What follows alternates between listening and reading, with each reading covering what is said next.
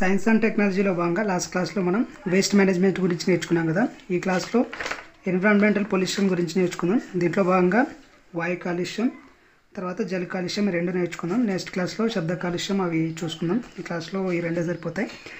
First పర్యావరణ కాలుష్యం అంటే ఏమిటి? పర్యావరణ కాలుష్యం అంటే ఏంటంటే మనకి భారత పర్యావరణ చట్టం 1986 ప్రకారం ఒక డెఫినేషన్ ఇచ్చారు. అదేంటంటే ఏదైనా అవాంఛనీయ ఘన ద్రవ వాయు పదార్థాలు, ఏదైనా ఒక పదార్థం, ఎనీ ఫామ్ ఆఫ్ పదార్థం నీటిలో కానీ గాలిలో కానీ నీళ్ళలో కానీ చేరి ఆ పదార్థాన్ని అంటే వాటి యొక్క పరిస్థితిని మార్పు చెందించడం ద్వారా జీవజాతికి ఏమైనా ప్రమాదం కలిగితే దాన్ని పర్యావరణ కాలుష్యం అంటారు. మన మాటలో చెప్పాలంటే గాలి, నీరు, నేల ఇవి పరిశుభ్రంగా ఉంటాయి. మనం చేసే చర్యల వల్ల అవి కలుషితమైతే దాన్ని పర్యావరణ కాలుష్యం అంటారు. ఈ కాలుష్య కారకాలు అంటే కాలుష్యానికి సంబంధించిన కారకాలు 2 రకాలు ఉంటాయి. అంటే దీన్ని డివైడ్ చేశాడు, 3 రకాలుగా డివైడ్ చేశాడు. 3 రకాల్లో మళ్ళీ 2 రకాలుగా డివైడ్ చేశాడు అనమాట. సహజ క్రియ స్వభావం ఆధారంగా జీవక్షయం చెందేవి, జీవక్షయం చెందనివి అని 2 రకాలుగా డివైడ్ చేశారు.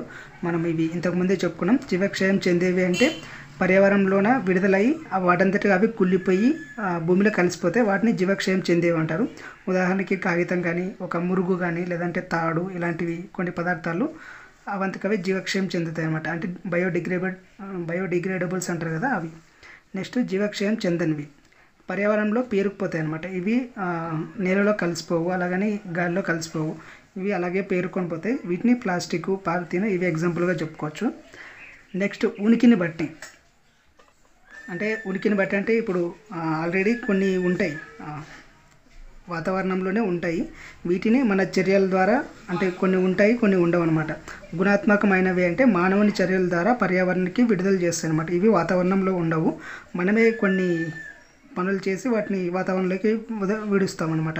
రసాయన ఎరువులు, క్రిమి సంహారక మందులు ఉంటాయి కదా, ఏవైనా ఔషధాలు కానీ, వీటిని గుణాత్మకమైన కాలుష్య కారకాలు అంటారు. నెక్స్ట్ ఉనికిని బట్టి పరిణామాత్మకం ఉంటాయి, అంటే పర్యావరణంలో ఉంటాయి, మానవ చర్యల ద్వారా ఎక్కువ అవుతాయి అన్నమాట. ఇప్పుడు సపోజ్ కార్బన్ డైఆక్సైడ్ ఉంది, నైట్రోజన్ ఉంది, ఇవి ఆల్రెడీ ఉంటాయి. కానీ మనం చేసే చర్యల ద్వారా అవి ఉన్న పరిమాణం కంటే ఎక్కువ ఉండి, ఇప్పుడు గాలిలో నైట్రోజన్ ఎక్కువ ఉంటుంది, ఆక్సిజన్ సెకండ్ ప్లేస్లో ఉంటుంది, తర్వాత మిగతా వాయువులు ఉంటాయి. కార్బన్ డైఆక్సైడ్ తక్కువ పర్సెంట్లో ఉంటాయి. కాకపోతే మనం చేసే పనుల వల్ల కార్బన్ డైఆక్సైడ్ ఎక్కువ విడుదలవుతుంది, కార్బన్ మోనాక్సైడ్ ఎక్కువ విడుదలవుతుంది. సో ఇలా ఆల్రెడీ ఉండి మనం చేసే చర్యల ద్వారా వాటి నిష్పత్తి పెరిగితే, లేదా నిష్పత్తి పెరగడం తగ్గడం చేస్తే వాటిని పరిణామాత్మక కాలుష్యకారం అంటారు అన్నమాట. నెక్స్ట్ పర్యావరణ మార్పుల ద్వారా పర్యావరణం మార్పులు చెందే విధంగా కూడా 2 రకాల కాలుష్యకాలు ఉంటాయి. ఒకటి ప్రాథమిక కాలుష్య కారకాలు, 2 ద్వితీయ కాలుష్య కారకాలు. ప్రాథమిక కాలుష్య కారకాలు వచ్చేసి మనం ఏ స్థితిలో అయితే విడుదల చేస్తామో అదే స్థితిలోనే పర్యావరణానికి హాని కలిగిస్తే వాటిని ప్రాథమిక కాలుష్య కారకాలు అంటారు. ఎగ్జాంపుల్ పాదరసము, DDT అంటే ఇది డైఫ్లోరో కార్బన్ అనేది ఉంటుంది, టెట్రాఫ్లోరిన్ అనేది ఒకటి ఉంటుంది. ఇది మామూలు పొలాల్లో స్ప్రే చేస్తారు కదా, దానికి సంబంధించిన ఒక పదార్థం అనమాట. ఇది కెమికల్ ఫార్ములా DDT అనేది. నెక్స్ట్ ద్వితీయ కారకాలు. ప్రాథమిక కారకాలు ఉంటాయి కదా, ఇవి పాదరసం కానీ, కాడ్మియం కానీ, సల్ఫర్ డైఆక్సైడ్ కానీ ఇవి ఉంటాయి కదా, వీటి ద్వారా చర్యలు చెంది వేరే రకాల పదార్థాలు ఉత్పత్తి అవుతాయి. నైట్రేట్స్ కానీ, సల్ఫ్రిక్ యాసిడ్స్ కానీ ఇవి ఫామ్ అయ్యి ఇవి పర్యావరణానికి హాని కలిగిస్తాయి అనమాట. అంటే ఫస్ట్ కారకాలతోన చర్య జరిపి సెకండ్ కారకాలు ఉత్పత్తి అవుతాయి అనమాట. అందుకే వీటిని ద్వితీయ కాలుష్య కారకాలు అంటారు. ఇవి 3 రకాలు. ఈ 3 రకాలు మళ్ళీ 2 టైప్స్ ఉంటాయి. నెక్స్ట్ వాయు కాలుష్యం. మనకి గాలి ఏ విధంగా కాలుష్యం అవుతుంది అంటే ప్రకృతి పరంగా అగ్నిపర్వతాలు పేలవడం కానీ, లేదంటే పరాగరేణులు ఉంటాయి కదా, ఫ్లవర్స్కి సంబంధించిన, మొక్కలకు సంబంధించిన పరాగరేణులు గాలిలో విడుదల కావడం కానీ, లేదంటే మీథేన్ గ్యాస్ ఉంటుంది, తడి పదార్థాల్లో ఈ గ్యాస్ విడుదలవుతుంది అనమాట. దీని ద్వారా కూడా వాయు కాలుష్యం జరుగుతుంది. ఇంకా మానవ చర్యలు అంటే మనకు తెలుసు కదా, వాహనాలు, పరిశ్రమలు, లేదంటే చెట్లు నరకడం, వీటి ద్వారా కూడా ఈ వాయు కాలుష్యం అనేది ఎక్కువైపోతుంది. ఇంకా వాయు కాలుష్య వర్గీకరణ. ఈ కాలుష్యాన్ని కొన్ని డివైడ్ చేశారన్నమాట. అందులో కార్బన్ మోనాక్సైడ్ మొట్టమొదట ఉంటుంది. ఈ కార్బన్ మోనాక్సైడ్ ద్వారా గాలి కాలుష్యం ఎక్కువ జరుగుతుంది. దీని జీవితకాలం వచ్చేసి 3 ఏళ్ళు అనమాట. ఇది వాతావరణంలో 3 సంవత్సరాలు ఉంటుంది.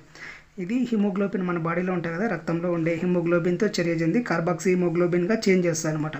సో కార్బాక్సీ హిమోగ్లోబిన్గా చేంజ్ అయితే మనకి ప్రమాదం, మన ఆరోగ్యానికి ప్రమాదమే, చనిపోయే ప్రమాదం వస్తుంది అనమాట ఈ కార్బన్ మోనాక్సైడ్ ద్వారా. ఇది గాలిలోన 100 పార్ట్ పర్ మిలియన్, ppm అంటే part per million, 100 part per million కంటే ఎక్కువ గాఢతలో ఉంటే చాలా ప్రమాదం అనమాట. కాలుష్య కారకాల్లో ఇదే 50% ఉంది. కాలుష్యం కావడానికి ఇదే 50% ఎఫెక్ట్ చూపిస్తుంది అనమాట. 50% ఇదే ఉంటుంది. ఇక కర్బన సమ్మేళనాలు అసంపూర్ణ దహనం. ఇప్పుడు హైడ్రోకార్బన్స్ ఉంటాయి కదా, మనం వాడే పదార్థాలు ఏవైనా కానీ కార్బన్కి సంబంధించిన పదార్థాలు, ప్రతి పదార్థంలో కార్బన్ ఉంటుంది. అలాంటి కార్బన్ సమ్మేళనాన్ని మండించినప్పుడు అవి పూర్తిగా మండితే కార్బన్ డైఆక్సైడ్ అయితే, సగం సగం మండితే కార్బన్ మొనాక్సైడ్ వస్తుంది అనమాట. అలా సగం మండించడం ద్వారా, అసంపూర్ణ దహనం ద్వారా కార్బన్ మొనాక్సైడ్ రిలీజ్ అవుతుంది. 80% ఆటోమొబైల్స్, ఇప్పుడు పరిశ్రమల నుంచి, వాహనాల నుంచి విడుదలయ్యేది 80% వాటి నుంచి విడుదలవుతుంది అనమాట. ఇంకా సిగరెట్ కాల్చడం ద్వారా కూడా, సిగరెట్, బీడీ, ఇవి ధూమపానం అంటారు, స్మోకింగ్ ద్వారా కూడా ఈ కార్బన్ మొనాక్సైడ్ విడుదలవుతుంది అనమాట. ఇంకా ప్రకృతి వైపరీత్యాలు చెప్పుకున్నాం కదా, అగ్నిపర్వతాలు బద్దలవడము, మార్స్ గ్యాసు, మిథేన్ విడుదలవడము, ఇలాంటివి వల్ల కూడా ఈ కారకాలు ఎక్కువ విడుదలవుతాయి. ఈ కార్బన్ మొనాక్సైడ్ అనేది 1000 పార్ట్ పర్ మిలియన్ నుంచి 10,000 పార్ట్ పర్ మిలియన్ ఉంటే, మొక్కలకి ఉంటాయి కదా ఆకులు ఉంటాయి కదా, ఆకుల్లో పత్రహరితం అంటారు, మనకి క్లోరోఫిల్ అంటారు. ఆ క్లోరోఫిల్ డ్యామేజ్ అయిపోతుంది, మొక్కలకు కూడా ప్రమాదం వస్తుంది అనమాట. Next CO2. దీన్ని వచ్చేసి ప్రతి సంవత్సరాలకి 2.5 × 10⁻13 టన్నుల కార్బన్ డైఆక్సైడ్ విడుదల చేస్తున్నమాట ప్రతి సంవత్సరం మనం. ఇంత కార్బన్ డైఆక్సైడ్లో 50% సముద్రాలు, చెట్లు పీల్చుకుంటాయి. వాటికి క్రియకు అవసరం కదా, కిరణజన్య సంయోగ క్రియకు అవసరం కాబట్టి ఇవి పీల్చుకుంటాయి. సముద్రాలు ఏం చేస్తాయంటే, సముద్రాలు లోపల ఉంటాయి కదా మొక్కలు కానీ, జీవజాతులు కానీ, అవి కూడా యూజ్ చేసుకుంటాయి అన్నమాట.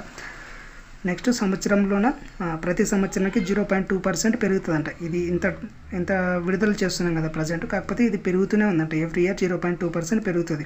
ఇది ఇలాగే కంటిన్యూ అయితే 2100 నాటికి ఇది డబల్ అవుతుంది అనమాట. ఇప్పుడు 2.5 ఉంది కదా, 5 × 10⁻11 అవుతుంది. అన్ని టన్నులు 2100 నాటికి విడుదల చేసే అవకాశం ఉంది ఇలాగే కంటిన్యూ అయితే. ఈ CO2 గాఢత పెరిగే కొద్దీ కూడా వృక్ష జాతి పైన ప్రభావం చూపిస్తుంది. ఎందుకంటే ఇప్పుడు మనకి చెట్లు కార్బన్ డైఆక్సైడ్ని పీల్చుకుంటాయని ఎక్కువ కార్బన్ డైఆక్సైడ్ వదిలినా కూడా ప్రమాదం ఉంటుంది అనమాట. Next sulphuric dioxide. ఇది వాయు కాలుష్యంలో 2వ స్థానంలో ఉంది. కార్బన్ మొనాక్సైడ్ తర్వాత సల్ఫ్యూరిక్ డైఆక్సైడ్ ఇదే 2వ స్థానంలో ఉందన్నమాట. 20% సల్ఫర్ డైఆక్సైడ్ వచ్చేసి మన దేశంలోనే ఉంది. వేరే దేశంలో, అన్ని ప్రపంచంలోన 29% సల్ఫర్ డైఆక్సైడ్ మన దేశంలోనే ఉందన్నమాట. దీని జీవితకాలం వచ్చేసి 2 నుంచి 4 రోజులు ఉంటుంది. ఇది 1000 కిలోమీటర్ల దూరం ప్రయాణించి కాంతి సమక్షంలో, కాంతి ఉన్నప్పుడు నైట్రోజన్ ఆక్సైడ్స్ని సల్ఫర్ ట్రైఆక్సైడ్గా మారుతుంది అనమాట. నైట్రోజన్ ఆక్సైడ్స్గా మారుతుంది. తర్వాత ఇవి సల్ఫర్ డైఆక్సైడ్గా మారుతుంది. ఈ సల్ఫర్ డైఆక్సైడ్ మళ్ళీ సల్ఫ్యూరిక్ ఆమ్లంగా మారుతుంది. దీని ద్వారా ఆమ్ల వర్షాలు పడతాయి. మనకి యాసిడ్ రైన్స్ అంటారు కదా, యాసిడ్ రైన్స్ ఈ సల్ఫర్ డైఆక్సైడ్ ద్వారానే పడతాయి అన్నమాట. శ్వాసకోశ వ్యాధులు, అంటే ఊపిరితిత్తులకు సంబంధించిన వ్యాధులు కూడా దీని ద్వారా వస్తాయి. ఈర్పు వ్యాధి అనేది ఒకటి వస్తుంది. మనకి శ్వాసనాళాలు ఉంటాయి కదా ఊపిరితిత్తుల్లోన, అవి వాపు వస్తాయి అన్నమాట. దాని ద్వారా మనకి ఊపిరితిత్తులో ప్రాబ్లం వచ్చి చనిపోయే అవకాశాలు ఉంది. ఇంకా మొక్కల్లో క్లోరోఫిల్కి కూడా ప్రమాదం ఉంటుంది. కొన్ని కట్టడాలు ఉంటాయి, తాజ్మహల్ లాంటి పాలరాతి కట్టడాలకు కూడా ఇవి సల్ఫర్ డైఆక్సైడ్ ఆమ్ల వర్షాలు ఎఫెక్ట్ చూపిస్తాయి అన్నమాట. మనకి తాజ్మహల్ కలర్ చేంజ్ అవుతుందని చెప్తారు కదా, అట్లా విగ్రహాలు కూడా, కొన్ని విగ్రహాల మీద ఇవి పడితే అవి తొందరగా క్షయం చెందుతాయంటే అవి నాశనం అయ్యే ప్రమాదం ఉందన్నమాట. అంటే అంత తొందరగా కావు, వాటి చేంజ్ అవుతుంది, ఏదో ఒకటి కరిగిపోవడం లాగా చేంజ్ అవుతాయి అన్నమాట. నెక్స్ట్ నైట్రస్ ఆక్సైడ్స్ అనమాట. నైట్రోజన్ ప్లస్ ఆక్సైడ్స్ కలిపితే, అంటే ఆక్సిజన్కి సంబంధించి ఒక ఆక్సైడ్ అనమాట. నైట్రోజన్ ఆక్సిజన్ కలిపితే మనకి nitric oxide, nitrogen dioxide, nitrous oxide అని రకరకాల నైట్రోజన్కి సంబంధించిన ఆక్సైడ్స్ రిలీజ్ అవుతాయి. వీటిలో మొత్తం మీద ఇన్ని ఆక్సైడ్లు ఉంటే, ఇన్ని నైట్రోజన్కి సంబంధించిన ఆక్సైడ్లు ఉంటే, నైట్రిక్ ఆక్సైడ్, నైట్రోజన్ డైఆక్సైడ్ ఈ రెండు మాత్రమే ఎక్కువ కాలుష్యానికి క్రియేట్ చేస్తాయి అన్నమాట. నైట్రస్ ఆక్సైడ్ 95%, నైట్రోజన్ డైఆక్సైడ్ 5% కాలుష్య పదార్థాలుగా ఉన్నాయి. ఇవి ఎలా ఏర్పడతాయి అంటే, మేఘాలు ఒకదానికొకటి ర్యాపిడ్ చేసుకున్నప్పుడు, లేదంటే నీళ్ళలోన బ్యాక్టీరియా అమోనియంతో చర్య చెందినప్పుడు ఈ నైట్రిక్ ఆక్సైడ్స్ ఏర్పడతాయి అన్నమాట. వీటి జీవితకాలం వచ్చేసి 3 days ఉంటుంది. తర్వాత ఇవి ఆక్సిజన్తోన ఓజన్తో కూడా చర్య జరుపుతాయి అనమాట. ఆక్సిజన్తో చర్య జరిపితే మనకి ఆక్సిజన్ తక్కువ వస్తుంది. ఓజోన్ చర్య జరిపితే ఓజోన్ లేయర్ డిప్లేషన్కి గురవుతుంది. సో దీని ద్వారా కూడా ప్రమాదాలు ఉంటాయి. ఇంకా ఈ రెండు ఆక్సిజన్ ఓజన్తో చర్య జరపడం, ఆక్సిజన్తో కానీ ఓజన్తో కానీ చర్య జరపడం ద్వారా నైట్రిక్ యాసిడ్గా భూమిపైకి వస్తామన్నమాట. అంటే యాసిడ్ రైన్గా కూడా భూమి మీదకి వస్తుంది అనమాట. మానవుల్లో ఎంఫిసిమా అనే వ్యాధి వస్తుంది. ఎంఫిసిమా కూడా ఊపిరితిత్తులకు సంబంధించిన వ్యాధి. ఈ ఎంఫిసిమా వ్యాధి కూడా వస్తుంది ఈ నైట్రిక్ ఆక్సైడ్స్ వల్ల. మొక్కలకి ఆకులు ఉంటాయి కదా, ఆకుల మీద తెగులు కానీ లేదంటే మచ్చలు కానీ ఏర్పడతాయి. బట్టలు బలహీనంగా తయారవుతుందన్నమాట. ఇప్పుడు క్లాత్స్ మీద పడితే ఏదన్నా చినిగిపోతాయి కదా, స్పీడ్గా చినిగిపోతాయి, రంగులు కూడా మారిపోతాయి అనమాట. ఇప్పుడు మనం ఎండలో బట్టలు వేసినప్పుడు రంగులు మారిపోతాయి కదా, అలా. హైడ్రోకార్బన్స్ నెక్స్ట్ హైడ్రోజన్ కార్బన్ కలిస్తే వచ్చేవే హైడ్రోకార్బన్స్. వీటిలో రకాలు ఉంటాయి అన్నమాట. ఎసిటిలీను, ప్రొపలీను, బెంజీను, టోలీను అని రకరకాలు ఉంటాయి. గ్యాసోలీను ఇలా చాలా ఉంటాయి అన్నమాట. అంటే CH పదార్థాలు ఉంటాయి కదా, కార్బన్ ఉంటుంది, హైడ్రోజన్ ఉంటాయి. ఈ పదార్థాల ద్వారా కూడా మనకి వాయు కాలుష్యం ఏర్పడుతుంది. ఇవి ఎక్కువగా వాహనాల నుండి వస్తాయి, వృక్షాల నుండి కూడా వస్తాయి అన్నమాట. ఇంకా ఇవి వచ్చేసి యూకలిప్టస్, కాటన్ వుడ్ అనే చెట్ల ద్వారా కూడా ఈ హైడ్రోకార్బన్స్ విడుదలవుతాయి. మీథేన్ సహజంగా తేమ ప్రదేశాల నుంచి విడుదలవుతాయి అన్నమాట. తేమలో ఉండే బ్యాక్టీరియా విడుదల చేస్తాయి మీథేన్ని. ఇంకా హైడ్రోకార్బన్స్, నైట్రోజన్ డైఆక్సైడ్ రెండు కలిపి పొగమంచుగా వస్తుంది. ఇక పొగమంచు ఓజోన్ ఏర్పడుతుంది. ఓజోన్ అంటే మనకి మన ప్రాణానికి మేలు కదా, మనకి అవసరం కదా అనుకుంటాం. కాకపోతే ఓజోన్ లేయర్ పైన ఉంటే బెటర్, కానీ మనం పీలిస్తే మాత్రం ప్రమాదకరం అనమాట. దీని గాఢత అంటే హైడ్రోకార్బన్స్ యొక్క గాఢత గాలిలోన 500 నుంచి 1000 పార్ట్ పర్ మిలియన్ ఉంటే లంగ్స్ క్యాన్సర్ వస్తుంది. ఈ మ్యూకస్ అంటారు కదా, ఇప్పుడు మనం దగ్గినప్పుడు ఏదైనా ఒకటి వస్తుంది కదా, గల్ల అంటారు, అది ఎక్కువ విడుదలై మన శ్వాస గ్రంథులు ఎక్కువ ఎఫెక్ట్ అయ్యి దగ్గు ఎక్కువ వచ్చి చనిపోయే ప్రమాదం ఉందన్నమాట. నెక్స్ట్ కణరూప కాలుష్యాలు. ఇవి మామూలుగా మన ప్లాస్టిక్ 15 మైక్రాన్స్ కంటే మందంగా ఉంటేనే యాక్సెప్ట్ చేస్తారని చెప్పాం కదా, అలా 10 మైక్రాన్స్ కంటే తక్కువ ఉండే ఏదైనా రేణువులు ఉంటాయి, గాలిలో ఉండే ధూళి కణాలు ఉంటాయి కదా, వాటిని ఈ కాలుష్య కణాలు అంటారు అన్నమాట. కణరూప కాలుష్యాలు అంటారు. వీటిని ఏరోజాల్స్ అంటారు అన్నమాట. ధూళి దుమ్ము ఉంటాయి కదా, ఇవి 10 మైక్రాన్ల కంటే తక్కువ వ్యాసార్థం ఉంటాయి అన్నమాట. అంత చిన్నగా ఉండే వాటిని ఈ కాలుష్య కారకాలు అంటారు. వీటిలో 2 రకాలు ఉంటాయి అన్నమాట. సూక్ష్మ కణరూప కాలుష్యాలు, స్థూల కణరూప కాలుష్యాలు. 2.5 మైక్రాన్ల కంటే తక్కువ ఉంటే సూక్ష్మ కణ కాలుష్యాలు, 2.5 నుంచి 10 మైక్రాన్లు ఉంటే స్థూల కణరూప కాలుష్యాలు అంటారు అన్నమాట. వీటి ద్వారా మనకి ఉబ్బసము, హృదయ రోగాలు, ఊపిరితిత్తుల ప్రమాదాలు కూడా ఉంటాయి. ఇంకా ఈ స్థూల కణరూప కాలుష్య కారకాల ద్వారా సల్ఫరు, మెటల్ ఆక్సైడ్స్ ఇవి రిలీజ్ అవుతాయి అన్నమాట. వీటి ద్వారా సిలికాన్ డస్ట్ ద్వారా సిలికోసిస్ అనే వ్యాధి వస్తుంది. కాటన్ ధూళి ద్వారా, కాటన్ ధూళి అంటే ఇప్పుడు ఏదైనా వస్త్ర పరిశ్రమలు ఉంటాయి కదా, బట్టలు తయారు చేసే పరిశ్రమల ద్వారా కాటన్ పత్తి నుంచి చిన్న చిన్న రేణువులు బయటకు వస్తాయి కదా, వాటి నుంచి బయోప్సినోసిస్ అనే వ్యాధి వస్తుంది. తర్వాత ఆస్బెస్టాస్ ఉంటాయి కదా, మనకి ఆస్బెస్టాస్ వాడతారు కదా, ఇప్పుడు వినాయక చవితి సందర్భాల్లో విగ్రహాల తయారీకి కూడా వాడతారు ఆస్బెస్టాస్. దీని నుంచి కూడా ధూళి ఏర్పడుతుంది. ఆ ధూళి ద్వారా ఆస్బెస్టోలిన్ అనే వ్యాధి వస్తుంది. ఇంకా బొగ్గు ఉంటుంది కదా, బొగ్గు కణాల నుంచి వచ్చే కణాలు ఉంటాయి కదా, ఆ బొగ్గు కణాలని పీల్చడం ద్వారా న్యూమోనిసిస్ అనే వ్యాధి వస్తుంది. ఇంకా వాయు కాలుష్య నివారణకి ప్రభుత్వం ఎటువంటి చర్యలు తీసుకుందంటే, ఇది సెంట్రల్ పొల్యూషన్ బోర్డ్ అనేది ఒకటి ఏర్పాటు చేసిందనమాట.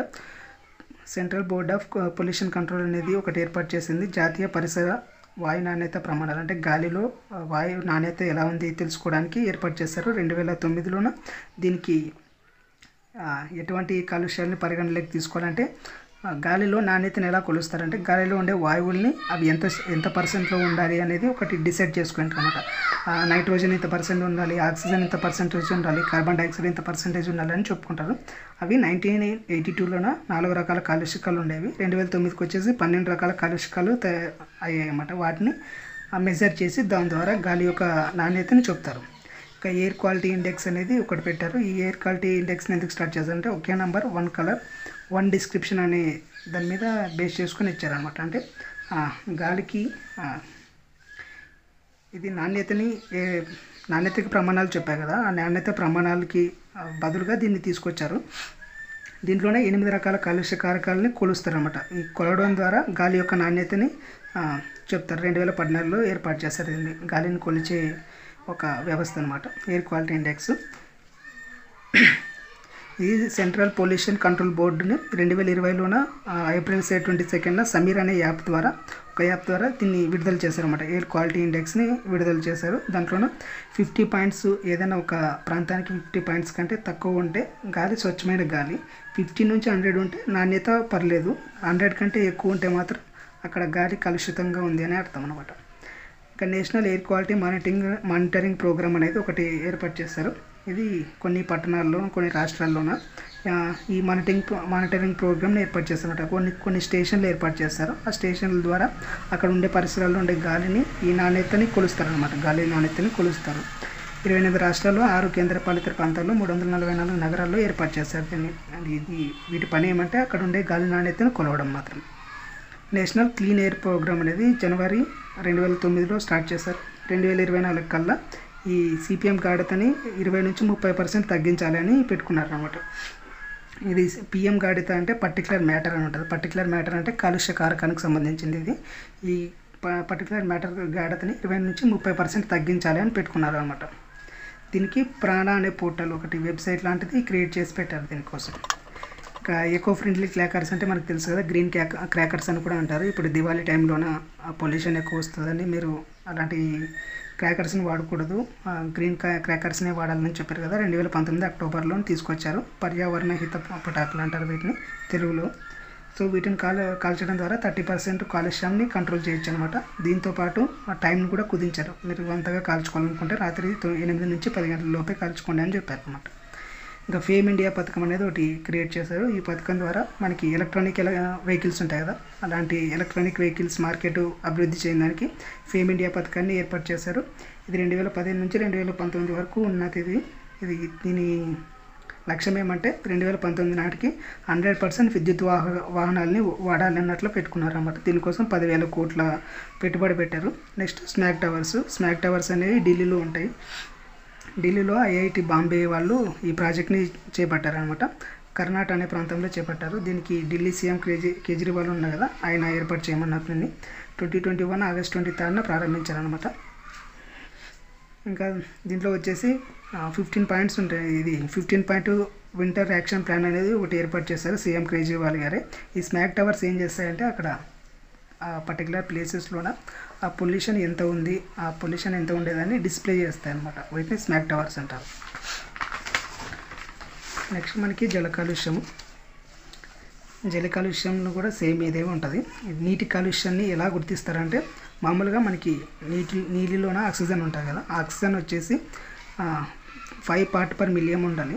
ఇది ఇలా ఉంటేనే నీరు పరిశుభ్రంగా ఉన్నట్లు. నీటిని నాణ్యతను కొలిచే అంశాలు కొన్ని ఏర్పాటు చేశారన్నమాట. అవి 3 రకాల అంశాలు ఉంటాయి. విలీన ఆక్సిజన్ అంటే డిసాల్వ్ ఆక్సిజన్ అంటే ఒక వాటర్లోన ఎంతైతే ఆక్సిజన్ కలిసి ఉందో దాన్ని బట్టి ఆ వాటర్ కలుషితంగా ఉందా లేదా చెప్తారనమాట. విలీన ఆక్సిజన్ స్థాయి 8 గ్రాములు పర్ లీటర్, 8 మిల్లీగ్రాములు పర్ లీటర్ అంటే 1 లీటర్ నీటిలోన 8 మిల్లీగ్రాములు ఆక్సిజన్ డిసాల్వ్ అయితే దాన్ని మంచి నీళ్ళు అంటే కాలుష్యం లేని వాటర్గా చెప్తారనమాట. ఇది 8 మిల్లీగ్రాములు అనేది 0కి చేరితే ఆ నీరు విషంతో సమానం అనమాట. అంటే ఈ 8 గ్రాములు తగ్గకూడదు, పెరిగినా ప్రాబ్లం లేదు కానీ తగ్గకూడదు అనమాట. 1 లీటర్లో 8 గ్రాములు మినిమం ఉండాలి. ఇంత డిసాల్వ్ అవుతే ఆక్సిజన్ 8 మిల్లీగ్రాములు 1 లీటర్లో డిసాల్వ్ అయ్యి ఉందని తెలిస్తే ఆ నీరు మంచి నీరు అని అర్థం. ఇవి వచ్చేసి వాయు ప్రసారం, వాటర్లోన గాలి ప్రసారం ద్వారా, లేదంటే మొక్కలు కిరణజన్య సంయోగక్రియ ద్వారా, జంతువుల శ్వాసక్రియ ద్వారా ఆ ఉష్ణోగ్రత మీద ఆధారపడి ఉంటాయి అన్నమాట. ఇప్పుడు పర్టికులర్ ఒక చెరువు ఉంటుంది. ఆ చెరువులోన మనం కొంత వాటర్ తీసుకొని కొలిస్తే, 1 లీటర్ వాటర్ తీసుకొని కొలిస్తే ఆ లీటర్లోనే 8 మిల్లీగ్రామ్స్ ఆక్సిజన్ డిజాల్వ్ అయి ఉండాలి. సో అప్పుడైతేనే అది కాలుష్యం లేని వాటర్గా ఉంటుంది అన్నమాట. నెక్స్ట్ జీవ ఆక్సిజన్ గిరాకీని ఏమంటారంటే బయోలాజికల్ ఆక్సిజన్ డిమాండ్ అంటారు, BOD అని అంటారు అనమాట. ఇది ఏం చేస్తుందంటే ఇప్పుడు మామూలుగా వాటర్లోన కాలుష్య పదార్థాలు కలిసిపోయి ఉంటాయి కదా, ఈ కాలుష్య పదార్థాన్ని యాక్చువల్లీ కర్బన పదార్థాలు అంటారు. ఈ కర్బన పదార్థాలని సూక్ష్మజీవులు అటాక్ చేసి వాటిని ఆక్సీకరణ చెందిస్తాయి అనమాట. ఆక్సిజన్ పీల్చుకొని వాటిని కర్బన పదార్థాలని విచ్ఛిన్నం చేస్తాయి. ఇలా విచ్ఛిన్నం చేసి ఆ వ్యర్థ పదార్థాలని తొలగిస్తాయి అనమాట. అలా విచ్ఛిన్నం చేయడానికి అవసరమయ్యే ఆక్సిజన్ శాతాన్ని జీవ ఆక్సిజన్ గిరాకీ అంటారు, అంటే బయోలాజికల్ ఆక్సిజన్ డిమాండ్. ఇలాంటి సూక్ష్మజీవులు ఈ వ్యర్థ పదార్థాలని జీవ రసాయన ఆక్సిజన్ చర్య ద్వారా ఈ సూక్ష్మజీవులు వ్యర్థ పదార్థాలని ఆక్సీకరణ చెందించి ఆ వ్యర్థ పదార్థాలని విచ్ఛిన్నం చేస్తాయి. దీనికి కావాల్సిన ఆక్సిజన్ పరిమాణాన్నే జీవ ఆక్సిజన్ గిరాకీ అంటారు అనమాట. దీని ద్వారా వ్యర్థాల పరిమాణాన్ని తెలుసుకోవచ్చు. మనం ఎంతైతే ఆక్సిజన్ యూజ్ చేస్తున్నామో అంత వ్యర్థాలు అక్కడ ఉన్నట్లు అర్థం కదా. ఇంకా కాలుష్య స్థాయిని కూడా తెలుసుకోవచ్చు అనమాట. ఇంకా మురుగు డిస్పోజల్కి ఎంత నీరు అవసరమో తెలుస్తుంది. ఇది BOD ఎక్కువ ఉందనుకో ఎక్కువ వాటర్ అవసరం అవుతుంది. BOD తక్కువ ఉంటే తక్కువ వాటర్ అవసరం అవుతుంది. BOD ఎక్కువ ఉందంటే అర్థం ఏమి, అక్కడ వ్యర్థ పదార్థాలు ఎక్కువ ఉన్నాయండి. సో ఎక్కువ వాటర్ యూజ్ చేసి ఆ వ్యర్థ పదార్థాలని అక్కడ నుంచి తోసేసేయాలన్నమాట. వ్యర్థ పదార్థాలు ఎలా వెళ్తాయంటే ఎక్కువ వాటర్ని విడుదల చేసి అందులో ఉండే ఆక్సిజన్ ఈ సూక్ష్మజీవులు పీల్చుకొని ఈ వ్యర్థ పదార్థాలను విచ్ఛిన్నం చేస్తాయి అనమాట. అలా మురుగు మనకి బయటకు వెళ్ళిపోతుంది. నెక్స్ట్ రసాయన ఆక్సిజన్ గిరాకీ. ఇది వచ్చేసి ఇక్కడ సూక్ష్మజీవులు కదా, ఈ సూక్ష్మజీవుల ప్లేస్లో మనమే కొన్ని రసాయన పదార్థాలని విడుదల చేస్తాం అనమాట. ఈ నీటిలో ఉండే వ్యర్థాలని విచ్ఛిన్నం చేయడానికి మనమే రసాయన పదార్థాలను విడుదల చేస్తాం. ఆ రసాయన పదార్థాల ఆక్సీకరణం చెందడానికి ఎంతైతే ఆక్సిజన్ అవసరం అవుతుందో ఆ ఆక్సిజన్ పరిమాణాన్ని రసాయన ఆక్సిజన్ గిరాకీ అంటారు. దీన్నే కెమికల్ ఆక్సిజన్ డిమాండ్ అంటారు అన్నమాట. నెక్స్ట్ నీటి కాలుష్య కారకాలు. నీటిని కాలుష్యం కావడానికి ఏవేవి కారకాలు అంటే గృహ సంబంధ వ్యర్థ పదార్థాలు. మనం ఇళ్లలో నుంచి వదిలేసే వ్యర్థాలన్నీ నీటిలో కలిసిన ద్వారా కూడా గృహ సంబంధ వ్యర్థ పదార్థాల ద్వారా, అంటే మనం ఏవైతే ఇళ్ళ నుంచి వ్యర్థ పదార్థాలు వాటిలో కలుస్తాయో వాటి ద్వారా కూడా నీటి కాలుష్యం ఏర్పడుతుంది అనమాట. రేడియో ధార్మిక పదార్థాలు, మనం ఐసోటోప్స్ గురించి చెప్పుకున్నాం కదా, ఈ ఐసోటోప్స్ వల్ల కూడా నీరు కాలుష్యం జరుగుతుంది. ఇంకా వ్యవసాయ వ్యర్థాలు మనం ఇంతకుముందే చెప్పుకున్నాం. వ్యవసాయంలో యూజ్ చేసే క్రిమి సంహారకాలైనా లేదంటే దాన్ని ఏమంటారు పెస్టిసైడ్స్ అంటారు కదా, ఆ పెస్టిసైడ్ వల్ల రకరకాల మందులు వాడడం ద్వారా కూడా నీటి కాలుష్యం జరుగుతుంది. ఇంకా విషపూరితమైన లోహాలు, వాటర్లోనే కొన్ని మెటల్స్ కలుస్తాయి. పరిశ్రమలు కొన్ని పరిశ్రమలు ఉంటాయి కదా, ఇనుము పరిశ్రమలు కానీ లేదంటే స్టీల్ పరిశ్రమలు కానీ, వీటి నుంచి కొన్ని లోహాలు విడుదలవుతుంటాయి. గాజు పరిశ్రమల నుంచి కానీ ఇలాంటి పరిశ్రమల ద్వారా సీసము, కాడ్మియము, పాదరసములు అని లోహాలు విడుదలవుతాయి. ఈ లోహాలు వాటర్లో కలిసి ద్వారా ఆ వాటర్ని మనం తాగడం ద్వారా సీసం కలిస్తే తలనొప్పి, రక్తహీనత వస్తాయి. కాడ్మియం కలిస్తే ఈటీ అనే వ్యాధి వస్తుంది. పాదరసం ద్వారా మినీమిటా అనే వ్యాధి వస్తుంది. మినీమిటా అనేది ఫస్ట్ చేపలకు వస్తుంది, ఆ చేపలు తినడం ద్వారా మనుషులకు వస్తుంది. ఇంకా ఆర్సెనిక్ ద్వారా బ్లాక్ ఫుట్ అనే వ్యాధి, నైట్రేట్స్ ద్వారా బ్లూ బేబీ సిండ్రోమ్ అనేది వస్తుంది. బ్లూ బేబీ సిండ్రోమ్ అంటే మన రక్తం బ్లూగా మారుతుంది, అంటే నీలం కలర్లోకి మారుతుంది అనమాట. నెక్స్ట్ చమురు కాలుష్యం అనేది ఇప్పుడు మనకి వాటర్ని ఏదైనా వాటర్ మీద ఆయిల్ పారేస్తే ఆయిల్ వాటర్ మీద ఫ్లోట్ అవుతుంది, అంటే తేలుతుంది కదా. అలాగా కొన్ని పడవలు ఆయిల్ని ట్రావెల్ చేస్తాయి కదా, ఆయిల్ని ఒక దేశం నుంచి ఇంకో దేశానికి సరఫరా చేస్తుంటాయి కదా. అలా సరఫరా చేసినప్పుడు అవి ఆయిల్ ట్యాంకర్స్ని క్లీన్ చేయాలి కదా, ఒక దగ్గర నుంచి తీసుకెళ్ళి ఇంకో దగ్గర వదిలేసిన తర్వాత క్లీన్ చేయాలి కదా. అలా క్లీన్ చేసినప్పుడు ఈ ఆయిల్ అనేది కొంచెం పేరుకొని పోతుంది అనమాట, సముద్రంలో చమురుగా తేలుతుంది. ఈ చమురు పేరుకొని పోవడం వల్ల లోపల ఉండే జీవజాలాలకి ఆక్సిజన్ అందదు. సో దాని ద్వారా అక్కడ ఉండే ప్రాణాలు చనిపోతాయి అనమాట. దీన్ని ఆయిల్ స్లిక్ అంటారు. అంటే వాటర్ మీద ఆయిల్ తేలడం, అంటే సముద్రంలో చమురు తేలడాన్ని ఆయిల్ స్లిక్ అంటారు. ఈ చమురు అనేది మామూలుగా ఇవి ఏవైనా కడగడం ద్వారా, లీక్ అవ్వడం ద్వారా వస్తాయి అన్నమాట. ఆయిల్ స్టిక్ అనేది ఒలకపోయడం, అక్కడ ఏమైనా ప్రమాదాలు జరిగి, ఇప్పుడు షిప్లో వస్తుంటుంది మనకి పెట్రోల్ కానీ డీజిల్ కానీ షిప్స్లో ట్రావెల్ అవుతుంది. సౌదీ అరేబియా నుంచి ఇండియాకి షిప్లోన ఆయిల్ వస్తుంది. మధ్యలో దానికి ఏదో ఒక ప్రమాదం జరిగి ఆయిల్ సముద్రంలోనే ఒలకపోతుంది. అప్పుడు ఏమవుతుంది, ఆ ఆయిల్ అంతా పైన పేరుకుపోతుంది. అట్లా పేరుకుపోయినప్పుడు ఆక్సిజన్ లోపలికి వెళ్ళదు, పైనే ఉంటుంది. గాలిలోని ఆక్సిజన్ సముద్రం లోపలికి వెళ్ళదు కాబట్టి లోపల జీవచరాలు చనిపోతాయి. దీన్ని ఇలా జరగడాన్ని ఆయిల్ స్టిక్ అంటారు అనమాట. దీన్ని బయో రెమిడేషన్ అనే పద్ధతి ద్వారా క్లీన్ చేయొచ్చు. బయో రెమిడేషన్ అనేది ఇదే క్లాస్లో లాస్ట్లో చెప్పుకుందాం. నెక్స్ట్ నీటి కాలుష్య ప్రభావం. నీటి కాలుష్యం వల్ల ఏ ప్రమాదాలు ఉన్నాయంటే మనకి వ్యాధులు వస్తాయి. కలరా, టైఫాయిడ్, డయేరియా, హెపటైటిస్, అమీబయాసిస్, ఆస్కరియాసిస్ అనే వ్యాధులు వస్తాయి. ఇందాక చెప్పుకున్న ఈ వ్యాధులు కూడా వస్తాయి. నెక్స్ట్ ఫ్లోరోసిస్ అనే వ్యాధి వస్తుంది. నీటిలో అధికంగా ఫ్లోరిన్ ఉంటే దంతాలు పసుపు రంగులోకి మారుతాయి, ఎముకలు కొంచెం చేంజ్ అవుతాయి అన్నమాట. ఎముకలు క్రాస్గా తిరగడము లేదంటే ఇప్పుడు పోలియో వచ్చిన వాళ్ళు ఎలా ఉంటారో అలా జరుగుతాయి అన్నమాట. ఈ ఫ్లోరిన్ అనేది ఒక మనిషికి ఎంత అవసరం అంటే 1 లీటర్కి 1 మిల్లీగ్రామ్ మాత్రమే అవసరం అనమాట. నీటిలో ఎంత ఉండాలి ఫ్లోరిన్ శాతం అంటే 0.7 మిల్లీగ్రామ్ నుంచి 1.2 మిల్లీగ్రామ్స్ వరకు ఉండొచ్చు. 1 లీటర్లోన 0.7 మిల్లీగ్రామ్ నుంచి 1.2 మిల్లీగ్రామ్స్ వరకు ఉండొచ్చు. ఇది 1.5 మిల్లీగ్రామ్స్ వరకు ఉన్నా కూడా ప్రమాదం లేదు, అది దాటితే మాత్రం ప్రమాదం అనమాట. ఇక జంతువులపై ఏ ప్రభావం ఉంటుందంటే కొన్ని సేంద్రియ పదార్థాలు విచ్ఛిన్నం చెందుతాయి కదా, అట్లా విచ్ఛిన్నం చెందిన తర్వాత ఇప్పుడు ఇందాక చెప్పుకున్నాం మనకి ఇక్కడ BOD అవసరం అవుతుంది అంట. కొన్ని వ్యర్థ పదార్థాలను తొలగించడానికి సూక్ష్మజీవులకి ఆక్సిజన్ అవసరం అవుతుంది అని చెప్పుకున్నాం కదా. ఇలాంటి వ్యర్థ పదార్థాలు ఎక్కువ ఉన్నాయనుకో ఈ సూక్ష్మజీవులు ఎక్కువ కావాలి, వీటికి ఆక్సిజన్ ఎక్కువ కావాలి. వీటికి ఆక్సిజన్ మొత్తం అయిపోతే అక్కడ ఉండే జంతువులకి ఆక్సిజన్ అందదు. సో ఆక్సిజన్ అందకపోతే అవి చనిపోయే ప్రమాదం ఉందన్నమాట. జలచరాలకి ఆక్సిజన్ అందదు, దీన్నే హైపాక్సియా అంటారు. ఆక్సిజన్ అందకపోతే హైపాక్సియా అంటారు. దీనివల్ల BOD పెరుగుతుంది, ఇంతకు చెప్పింది. ఆ BOD పెరగడం ద్వారా అది తీవ్రమైతే జంతువులు మరణిస్తాయి అన్నమాట. ఇంకా యూట్రిఫికేషన్ అంటారు. యూట్రిఫికేషన్ అంటే మనం విడుదల చేసే వాటిలోన నైట్రేట్స్, ఫాస్ఫేట్స్ ఎక్కువ ఉంటే అవన్నీ వాటర్లో కలిసినప్పుడు అక్కడ అవాంఛిత జీవులు పెరుగుతాయి అనమాట. మనం అనుకునే జీవులు కొత్త జీవులు పెరిగిపోతాయి. అలా పెరిగిపోవడం ద్వారా జలావరణ వ్యవస్థలోన మార్పులు సంభవిస్తాయి అనమాట.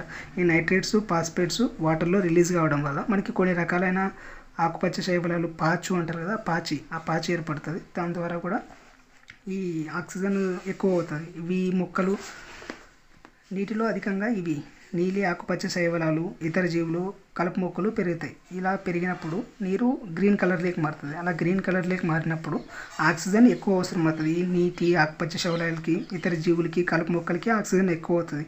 ఇదే మిగతా ఆక్సిజన్ అంతా పీల్చుకుంటే లోపల ఉండే జలచరాలు చనిపోతాయి కదా, దాని ద్వారా దుర్గంధం వస్తుంది అనమాట. బ్యాడ్ స్మెల్ వస్తుంది. వాటర్ కూడా గ్రీన్ కలర్లోకి మారిపోతుంది అనమాట. దీన్ని యూట్రిఫికేషన్ అంటారు.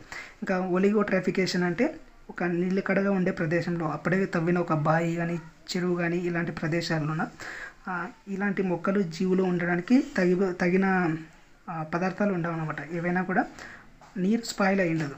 దాంట్లో ఉన్న నీటి మొక్కలు కానీ, జంతువులు కానీ ఏముండవు. కొత్తగా కట్టిన చెరువు కానీ, బావిల్లోన నీరు పరిశుభ్రంగా ఉంటుంది. అలాంటి పరిశుభ్రంగా ఉండే చోట నీటి మొక్కలు, జంతువులు లేకుండా స్వచ్ఛంగా ఉంటుంది.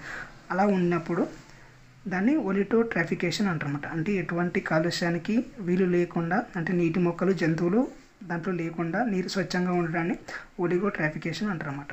ఇంకా శైవ ముంజర్లు అంటే ఆల్గన్ బ్లూమ్స్ అంటారు దీన్ని ఇంగ్లీష్లో. ఇందాక చెప్పుకున్నాం కదా, వాటర్లోన నీలి ఆకుపచ్చ శైవలాలు ఎక్కువ రిలీజ్ అవుతాయి, యూట్రిఫికేషన్ అని చెప్పాం కదా.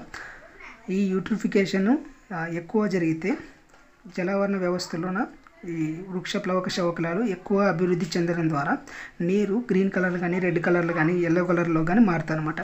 ఇలా మారిపోవడాన్ని శైవల ముంజర్లు అంటారు. అంటే శైవలాలు ఎక్కువ పెరుగుతాయి, అంటే పాచి ఎక్కువ పేరుకొని పోతాయి అనమాట.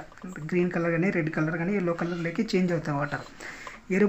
ఎరుపాలలు కూడా దీని ద్వారా వస్తాయి. ఈ శైవలాలు పెరగడం ద్వారా వస్తాయి. ఇవి ఒక రకమైన శైవలాలు అనమాట.